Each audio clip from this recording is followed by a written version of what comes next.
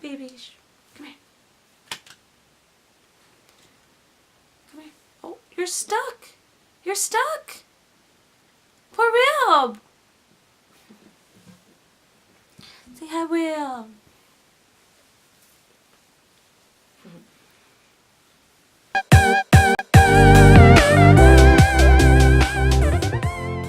Hey everyone, welcome to my channel. My name is Cess, also known as Sparrow Cess.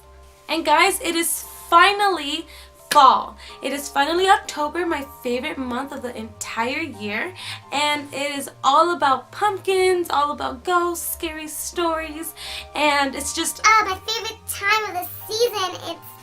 It's the best.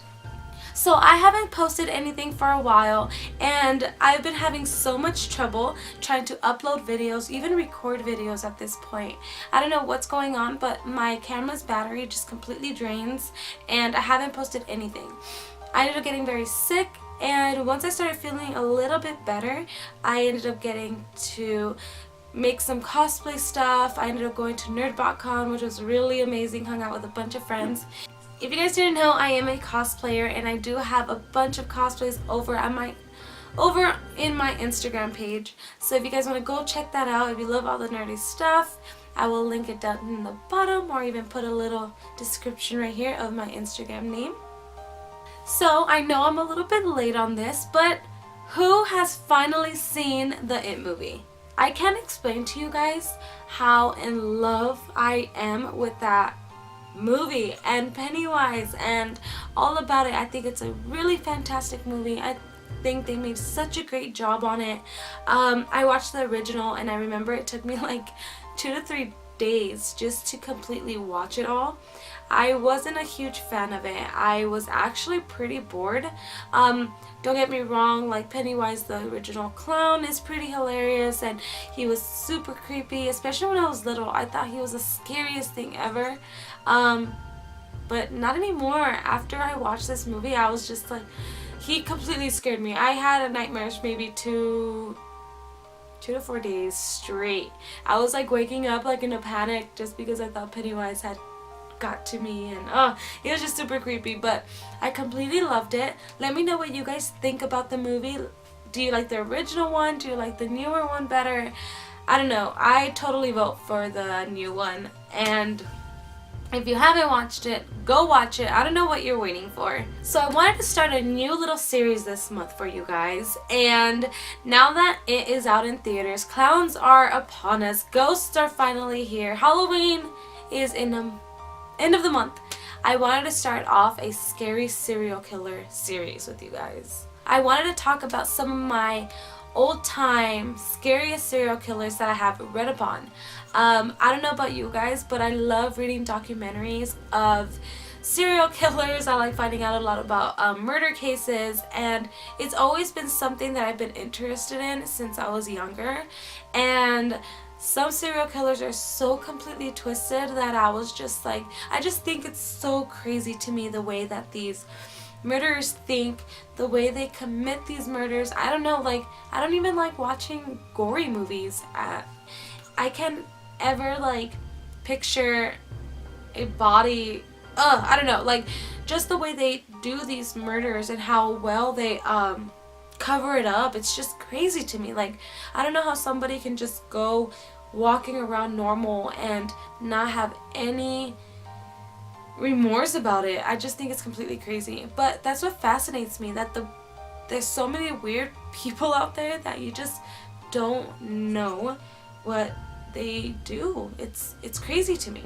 So clowns are in theaters, it's Halloween, and why not start off my series with the most famous serial killer and most twisted to me, John Wayne Gacy. John was born on March 17, 1942, and he grew up in a pretty normal family with both his parents and sisters. The only downfall about his family was that his dad was an alcoholic, and he was physically and emotionally abused the mother as well as the children, especially John. John never really held any remorse towards his dad in the beginning. He actually always wanted his approval. He loved his father, wanted to always be right, and always wanted to please him as well. Not in any wrong way, just as a father and son relationship, he really wanted to hold on to that as much as he could. So as he grew older, John ended up getting into business school. He was actually a great businessman. He was a salesman. He knew business. He was really well. Sorry, that's Sparrow. He always wanted to create his own business, and eventually he got into business by moving back with his family and marrying into a family that was wealthy, and I believe they owned many KFC restaurants. His father-in-law actually offered him a position in the company just because he knew how well organized, how well business oriented he was, so he really wanted somebody like that in his company. While being in the family business, John actually was accused of attempted rape with a young boy and was given 10 years, I believe, or plus years for the accusations. He did not deny any of it. He actually pled guilty. After his sentencing, his first wife ended up divorcing him, and he was so furious that he ended up telling her that he didn't want anything to do with her anymore. Her and his daughters were actually dead to him, and he didn't want anything to do with them anymore. So that's kind of like where you start seeing John's weird way of thinking. He was sentenced for raping a young boy, and he hated his wife for leaving him for it, and he just thought it was the most weirdest thing that she could have done. So he just kind of disowned his wife and children after that. After, I believe, only 18 months in parole, he ended up getting out and moving back with his mother and moving back to Chicago. He ended up making his own construction business, and the weird thing is that he was well liked. John was a very well liked person with his community. He had many friends. He enjoyed throwing parties in his house. He enjoyed, having people over. He enjoyed the company of people. But the weird thing is that when his business was blowing up, a lot of people started spreading rumors and noticing that John would only hire very young boys. And his excuse for this was that they were very young, they were always at school, that they were just cheap labor, and he didn't have to pay them as much as he would with a man with family and houses and payments. So he would hire a lot of young boys and just went on, and that was his excuse. After all of this would be happening, remember this, John was a very well-known person in his community. He had many friends. So he would have a lot of parties at his house. But the weird thing is that the people at the parties would always complain about John's house smelling. They felt like there was some animal that probably died underneath his house, and after all the moisture and rain and things like that, that the smell was actually coming through the floors. And John would just blame it and be like, yeah, probably some animal did die, and I'll go check it out, I'll call somebody to find out what that is. So people would never really put things together. They just assumed that's what the problem was. Sorry, my phone is blowing up. So they would just give him advice for him to get that checked out because the smell was getting worse and worse and worse. John had a little side business where he would dress up as a clown and would be hired for birthday parties, and eventually he started getting into the hospitals and entertaining children there as a clown, and just, he just had this weird vibe about him. Everything that he did, children were involved. A year after getting out of parole, Gacy was actually accused again for sexually assaulting another young boy, but I believe this boy ended up not showing up to court, and Gacy was never punished for his crime and was actually free to go. In the middle of the decade, 2 more boys accused Gacy of attempted rape. I believe rape, and 1 was attempted. So, and this is when police started getting involved and coming to Gacy, questioning him for all of the things that he was being accused of. It was known that in 1972, that's when he committed his first crime with a young boy named Timothy that he convinced to come over to his house and sexually raped and murdered him. In 1978, a young 15-year-old boy, Robert I think I'm gonna say this wrong. Piest? I'll write it down. I'll type it in. He actually went missing. He was last seen by his mother. She had known that he was going over to Gacy's house to discuss some payments. Remember, these were young kids. John never thought that he had to pay them right away. Sometimes he would hold back their payments and would keep it for himself and then eventually pay them. But Robert was very annoyed by the situation, so he went over to John's house to discuss it. After Gacy getting involved so much with the police and boys that were going missing were being linked back to him, in December he finally had his house searched. And while the police were searching his house, they smelled this strong odor coming from his basement. And they already knew what that was because they claimed that the smell of dead bodies and decomposing flesh is just no smell that you can ever forget. Walking around the house and heading down to the basement, they figured that in this house there was a lot of murder that was committed. A lot of bad things happened in this house, and they ended up finding their first body in the basement. And they continued and continued to dig, and it seemed like a never-ending, just bodies after bodies after bodies getting pulled out out of his basement. 33 boys were recorded in this house. Men and boys, were recorded being in this house. When John was getting questioned about all of these things that happened, he claimed that it just got out of control. He didn't know that things like this would happen. He just figured that if he hid the bodies, it would just go away. And he ended up burying so many bodies in his basement that eventually he had to go and bury them by a river. And more bodies started showing up at the river, more bodies and more bodies.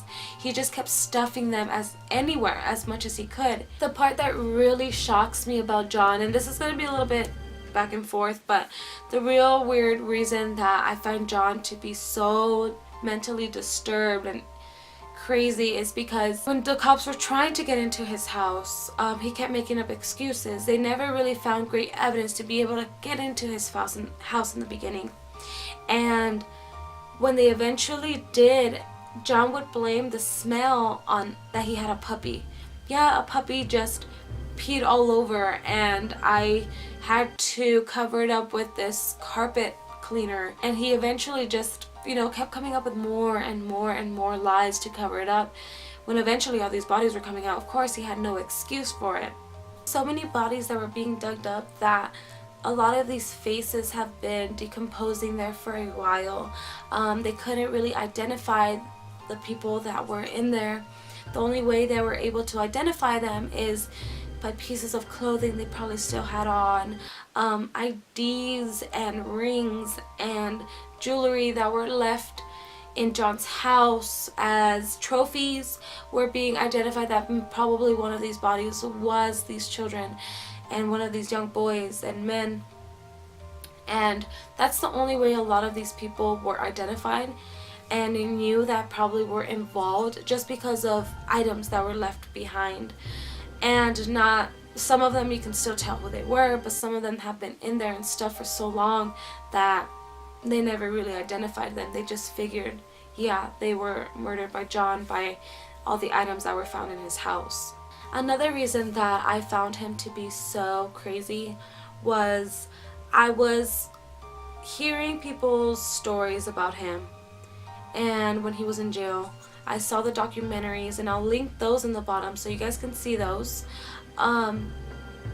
He was so well-groomed, well-mannered, was a very smart guy, but we have to remember that these people were really manipulative, and they really knew how to get around things and lie about things and show themselves as one thing when they really were not. He ended up still believing that he was not guilty. he ended up believing what he said was right. Had no idea what the heck was going on, why he was in jail. And the weirdest thing that kind of blew my mind about him is that the day of his execution, he was at his cell like normal. Didn't bring up anything. Didn't talk about anything. So people would call him and be like, John, how are you? How are you holding up? What are you thinking? They wanted to see what was going on with him. And all he would say is like, can you call me back later? Like, I'm dealing with something right now. Like, I'm doing something. Call me back later. And these people would tell him like, what do you mean call you back later? And later you're gonna be dead. And he's just like, no, just call me back later. I'm really busy. And that was it. It's like, what was he thinking at this point? I think his mind was just completely losing it, that he just didn't know what was going on and didn't want to accept what was happening. He was just in a whole other world, and in that world it was John's world, and whatever he said in his mind, that's the way it went. He was just so crazy to me, so crazy. And the reason why I wanted to bring him up is, like I said, he was just so notorious for his killings. The way that people show that he was just one body after body after body after body coming out of this house. They eventually had to break down the whole entire house to see if there's any more bodies that they possibly missed. And I just think that is so crazy how people get away with these murders for so long. And they just, you know, it's 33 plus bodies. It's extremely crazy to me. One body enough is completely crazy to me. 33 bodies, it's just like, ugh. My head, why these poor souls, like these poor people? You know, and I honestly feel bad for him too. I honestly feel bad for these minds and people that go through all of these things. Like, you wonder where it went wrong, you know, what triggered. And it could be anything that triggers these people. It's just completely crazy, I think. Well guys, that is my first little video that I wanted to share with you guys. I just wanted to bring it to light. I didn't want to get so much into detail with this story because honestly, I've tried. There's so much detail that goes on to this story behind this murderer, and I was like, no way. It's gonna be a 30+ minute video, and I'd rather bring him to light and link other videos that I've watched about him. And maybe you guys get a little bit spooked while you read them or watch them, or, you know, just read upon them. See how you feel. I know this is weird, I'm sorry, but I just wanted to bring them to light. Well guys, thank you one more time for always watching my video. I truly appreciate it, and I just can't wait for you guys to see this series. Hopefully you guys really enjoy it. If you like it, give it a like, give it a thumbs up. I would really truly appreciate it. And leave some comments below, everyone. Let me know what you think about him. Let me know about the Pennywise movie that I told you guys about. And yeah, and hopefully you subscribe. Oh my gosh, you guys don't know how that means to me when every time somebody pushes that subscribe. I can't wait to make this channel grow with you guys. You already know that. And can't wait to show you what I have in store for all of you, and hopefully you stick around to enjoy this Halloween themed series. Alright guys, have a great, wonderful rest of your day. Bye.